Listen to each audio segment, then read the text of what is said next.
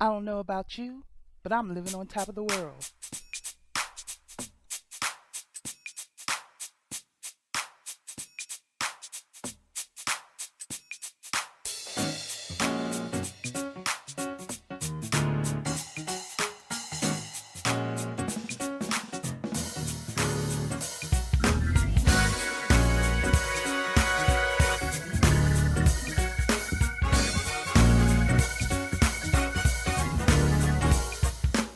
Hi everyone, this is Donna and I'm back with my review on Greenleaf Season 1, Episode 6.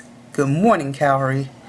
Alright, so there's a lot of things going on and I'll try, but I wanted to go over what I'm noticing. There's some trends that are happening. I want to know if anybody else picks them up. I'm looking for every family dinner sequence. I am. Every scene that we have family dinner, because we know the drama is going to come out. Number 2, the resource or response past the role that Grace has, we know is going to deal with some hot button issue. And so from the second episode on, you have Betty Wilcox and the baptism of her granddaughter without parental consent. You have Black Lives Matter with David Nelson.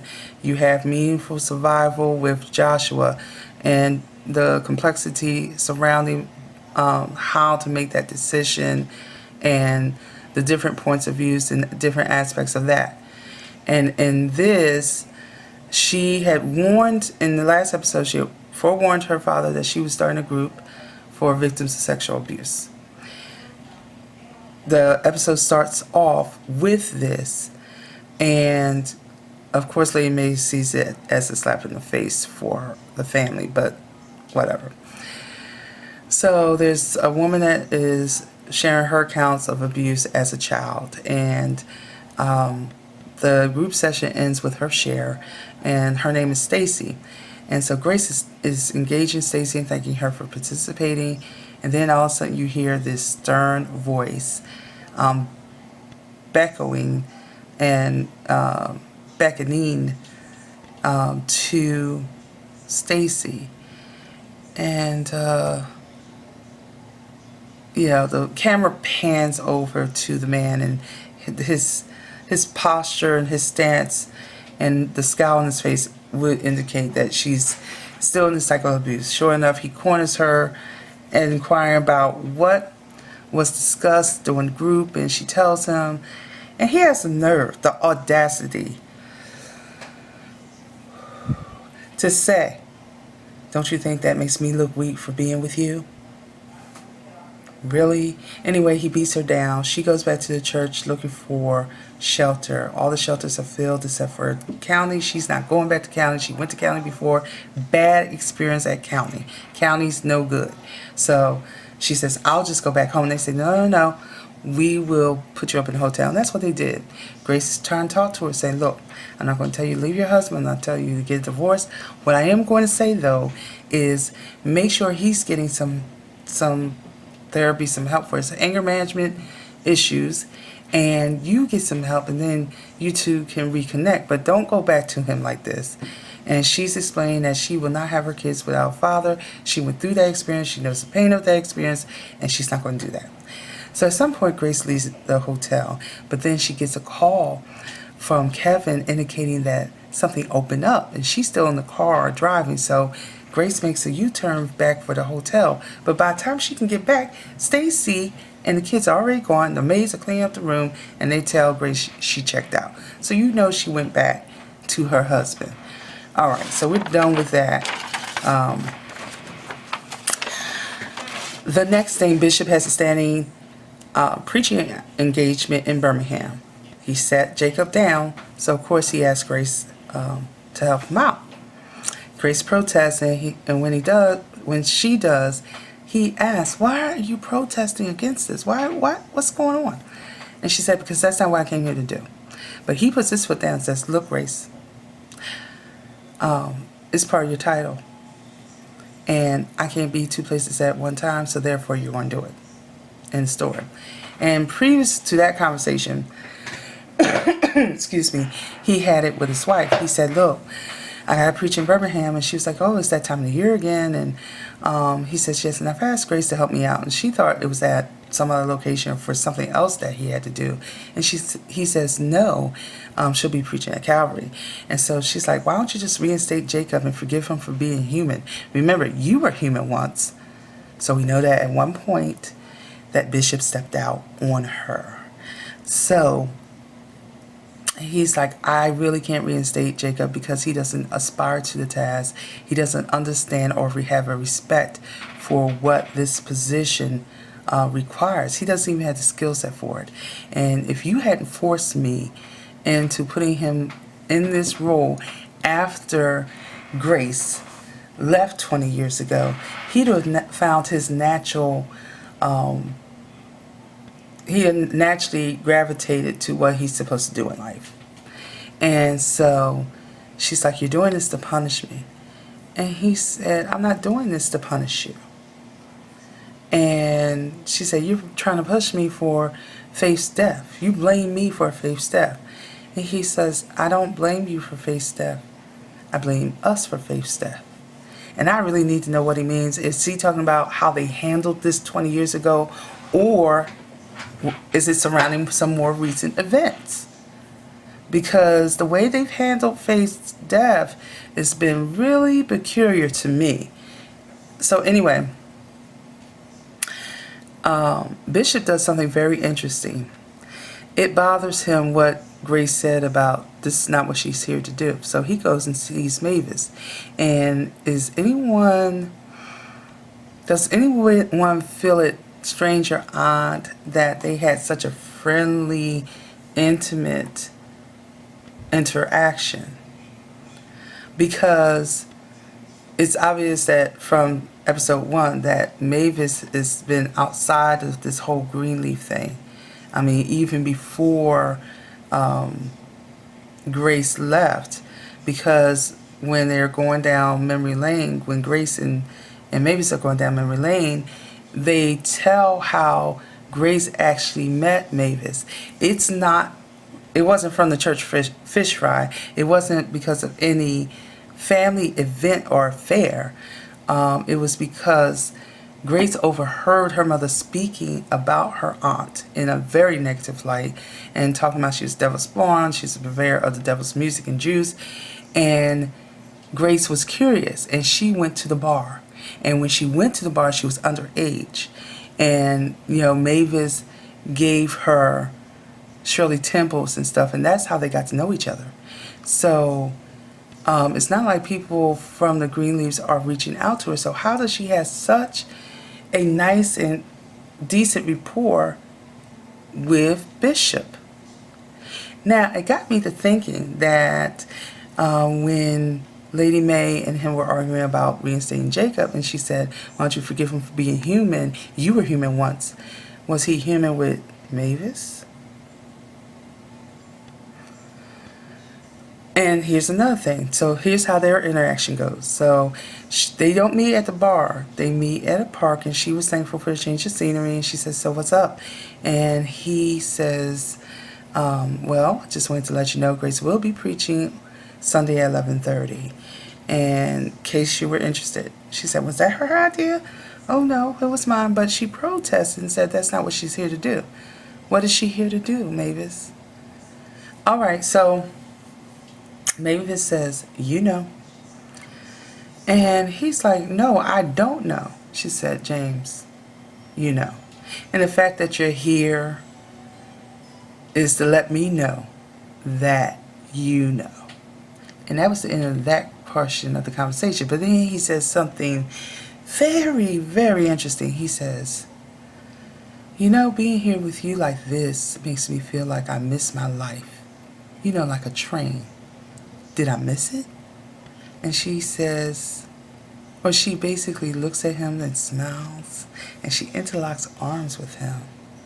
And she says, well, James, trains are leaving stations all the time. All you have to do is climb aboard. That sounded rather intimate. it almost sounds like, I apologize for making the wrong choice. I should have been with you, type of thing. That's what I got out of it. If you got something else out of it, then tell me, put it in comments. But that's what I got. Later on, Lady Mae comes to Grace and says, "You're preaching Sunday." She says, "Yes, but it was not my idea." She says, "I know. But in case you were wondering, you do have my support. I hope you use it for institutional purposes and not for the purpose of a whipping post against the family. That would be so disrespectful, especially with your father being gone. Just use this opportunity that's been afforded to you in the proper way." Grace is like, "Mama, do you love me at all?" And I can understand her asking the question every time. She doesn't interact with her mother that often. So when she does interact with her, it's like, it's never just casual, easy going or whatever. It's, what? Okay, moving on.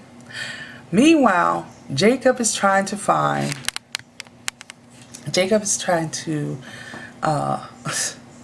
this is why I said he's in spiritual darkness. He doesn't belong in this role, because can anybody out there that this makes sense to, then please put it in comments, because I don't understand it.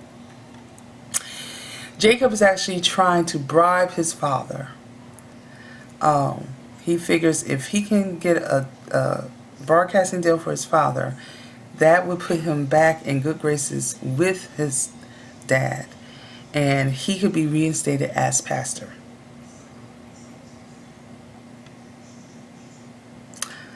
I had to give you the blank. Like, what? So basically, he tells Carissa about his plan. He says, "Look, when I went to the bachelor party, Dion's bachelor party in Vegas, I met this guy named Greg. He's the new head of development for Voice of Life and Birdsong, and I've been playing fantasy football with him to build a rapport and hopefully be able to get an opportunity to get Daddy on the air." And she said, "Well, it's good for you to come up with a plan B, because we don't know what your stock's going to be after Grace preaches on Sunday." So he said, "Well, I've already made a dinner date for tomorrow. I've invited him and his wife here." And she said, "Well, that's fine." And so they have this dinner date, and throughout the dinner date, you get that the group, that Greg and his wife are swingers, and they want to swing with Jacob and Carissa. And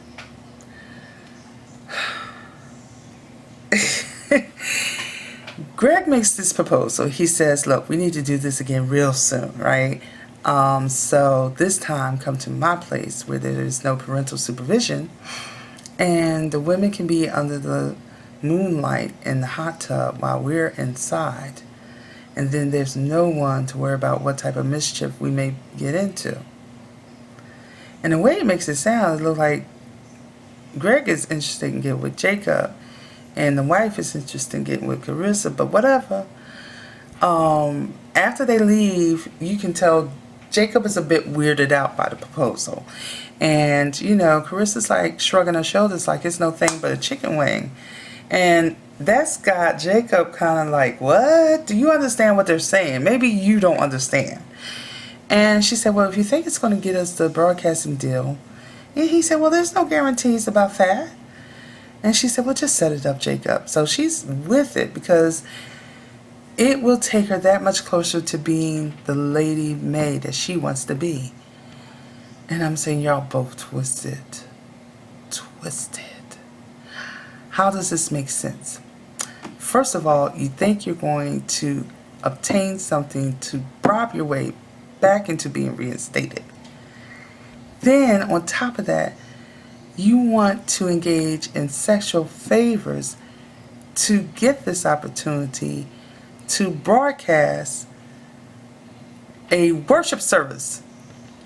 Someone explain that to me. Put it in comments. I'm just saying. Anyway, he makes the dinner appointment, and the day that they're supposed to go, Carissa's ready. She's looking for Jacob Oliver, and she finally finds him sitting at the edge of the bed. And she says, come on, we're going to be late. And he says, we're not going.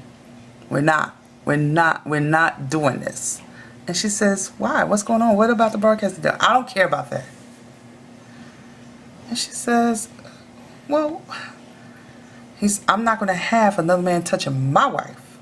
She was like, I know she wanted to laugh. She was like, you've been disrespecting me all this time. And you won't forgive me for the one mistake that I made. Why would you care if another man touches me or not? And he said, woman, I didn't say I was perfect. I said you were mine.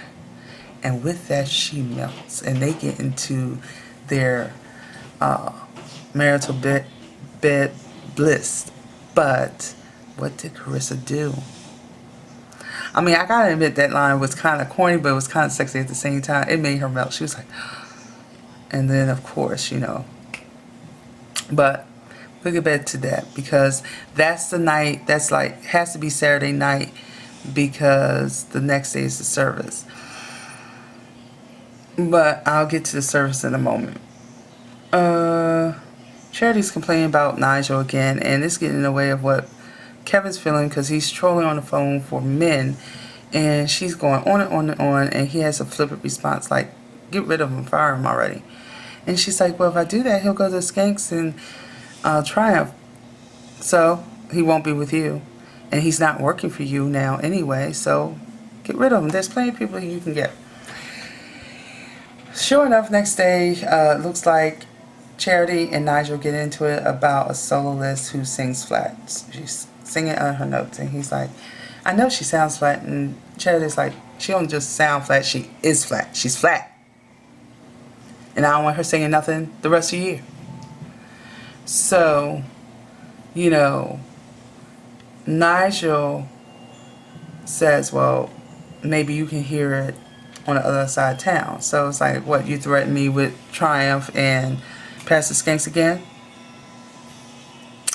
And he said, well, I wasn't mentioning them specifically, but he has offered me complete artistic and creative control.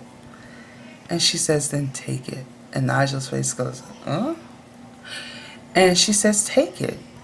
You heard me. Bye. So now she's going through a whole stack of resumes, and she's getting on Kevin's nerves again because he's trolling, and she's going on and on and on, and he's trying to concentrate on these men that he's looking at on his phone. And he says, all right, he gets up. He says, put all these resumes together, because she kind of could have them all spread out in the bed. Put them all together. Excuse me. And he says, you're going to do 2 piles, a yes and a no. Start. And when she was concentrating, you're taking too long. Yes, no, yes, no. Come on. She gets through the pile. Now she has 2 separate piles. One she's rejected, and the ones that are on her short list for interviews. So she says, I have disrespected and respected equally 2 sets of people. And she winds up interviewing Carlton C. Cruz, and she likes him, he likes her, and she wants to hire him. But he said, okay, I wasn't quite honest with you about my previous employments, and that resulted in my termination. I was terminated because I'm gay, and, you know, my partner, Fred, will be attending services. And she said, that's not a problem for us, you know, come on. So, when she tells Kevin about it, he was like, how do you know he's gay? And she said, oh, because he told me. And he said, I don't think it's a good idea that you hire him. And she said, well, Nigel's gay. And he said, but Nigel's not out. And so anyway, she said, just meet him. So she introduces Carlton to Kevin. But I noticed that Kevin kept not trying to look directly at him. He was kind of sideways. And Carlton's talking about, oh, you two will make a beautiful couple, and I know those babies of yours are going to corner the market on of beauty, and you're going to have to put them on baby essence or something. And he's looking at him almost as if to say, yeah, Kevin, I know who you are. I don't know if maybe Carlton saw him somewhere, maybe on one of the sites, or maybe Kevin ventured somewhere. It was almost like Kevin didn't want to be found out type of thing. Did anyone else get that vibe? If you did, put it below. We're moving on. Grace has been struggling with the sermon all week. She's been trying to figure out what to preach on, and nothing seems to be working for her. Pastor Sneed offers her some advice and says, you know, the Holy Spirit always moves. Sometimes it's, for me, always last minute, but he does move. So, Zora says, well, whenever my dad got stuff, he used to go on his website and print a sermon for $50. And she actually goes to the website and prints it. And so then I'm saying, doggone it. Because I'm like, oh no, don't do this.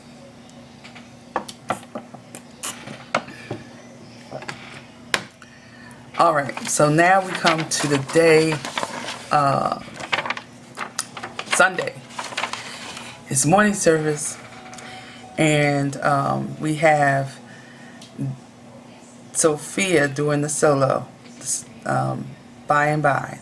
So the choir does the somatic selection, and they announce, you know, Associate Pastor Grace Greenleaf. It's standing room, and as they're announcing her, they take you see Mavis. She is working her way to get in there. She's trying to climb the steps and everything to get inside of the sanctuary. And she gets there, and there's no seats. I mean, all the seats are packed. You see a lot of people standing up. So, you know, people want to hear Pastor Greenleaf. And she is thanking the congregation for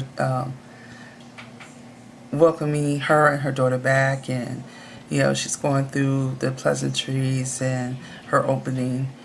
And then she says that she's going to preach from Matthew 6:28, consider the lilies. But then her eye, as she's looking at the congregation, she can see Stacy. And Stacy's sitting with her husband on one side and the kids on the other. And you can see that Stacy has these big bug-eyed sunglasses on. But no matter how big these glasses are, they don't cover all the bruising that she has. And then she looks at another, and another thing that was so bad is when she looked at that, it was almost like Stacy saw her really looking at her, and she puts her head down. Then she looks at another portion of the congregation, and she sees her Aunt Mavis standing up. And then she says, you know what? I'm suddenly not feeling this anymore. So scratch that. Church, come with me. Old Testament. Job 3:26. I am not at ease, nor am I quiet. And with that, you hear the stomping of the music, and you see they pan over to Mavis, and Mavis is like, yeah, do this. And then the cameras pan over to Lady Mae and Carissa and Jacob. And, you know, Lady Mae is stirring in her chair, and Jacob and Carissa look like, oh, crap. Like, what just happened? And it's so funny because that's how it ends. You don't get to hear preaching. I would have loved to see, hear preaching and them do that type of scene, but that didn't happen. But it was enough to allude to she's about to tear this church up. Like, she gonna have people falling out with this preaching. So I can't wait to hear about it. I don't, in the next episode, see if they say anything about her performance in preaching. But that's really how it went. So we learned some things. And we know that, they're really fearful of Grace's anointing. Like, her anointing must be serious. I mean, that house was packed. This church holds like, they already have 4,000 congregation members. And then there were people standing up during the service. I mean, I'm not talking about ushers. They were like, parishioners. So, and then, in most churches, once the preacher is up to preach, the ushers sit down. So, these were definitely parishioners. Tell me what your thoughts are on this episode. I am looking for you to engage me. Do you really feel that the Holy Spirit kicked in that moment? Do you think, her looking at Stacy and then she looked at her auntie and then just something just said and turned everything around? What do you think? What did you think about this episode? What did you notice? Do you have any theories of your own? Please engage me. Do you believe what I believe about Mavis and Bishop having something going on more than just being in-laws? I don't know. It was a pretty good episode. I would have liked to see Grace preach, but I think they did enough to allude to she was about to tear this house down. So thank you for watching. Thank you for engaging me. I look forward to hearing from all of you. Please leave your comments below. My information is below if you want to reach out to me. I will get back to you. And until the next episode, bye.